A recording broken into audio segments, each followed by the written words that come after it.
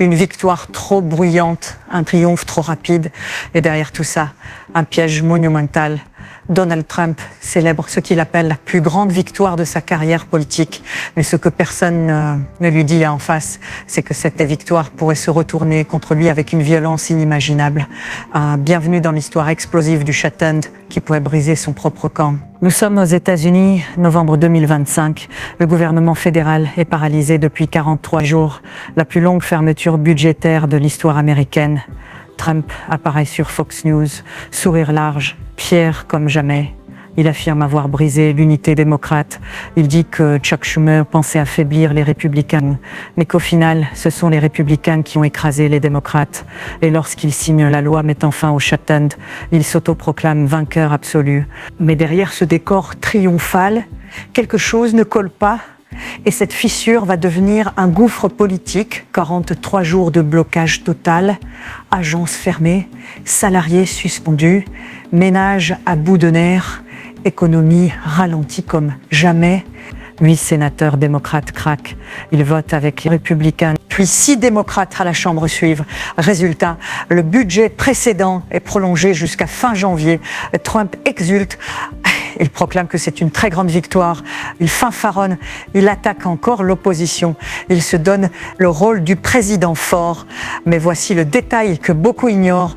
Les subventions de santé de l'Affordable Care Act, l'Obamacare, expirent le 31 décembre. Les républicains ont refusé tout compromis et ce silence sur la santé va devenir une bombe électorale. Et si ce refus de concession devenait le coup fatal contre le camp qui célèbre aujourd'hui sa victoire, la Maison-Blanche jubile. Trump hausse la voix. Il martèle qu'il ne cédera jamais au chantage, mais sur les réseaux, c'est l'inverse total. Les démocrates se déchaînent. Ils accusent le camp présidentiel d'avoir paralysé le pays sans régler la moindre crise réelle. Et les sondages tombent comme des haches. 45% des Américains tiennent Trump et les républicains responsables du shutdown contre 33% seulement pour les démocrates. Les stratèges républicains voient un danger gigantesque. Reste de prolonger Obamacare, un programme soutenu par 74% des citoyens.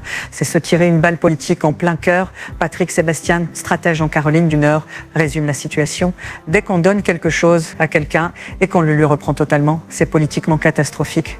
Et si le shutdown devenait en réalité la plus grande erreur stratégique du camp Trump, ce shutdown n'est pas qu'une simple querelle budgétaire, c'est un signal mondial. Les États-Unis montrent qu'ils peuvent bloquer leur propre machine.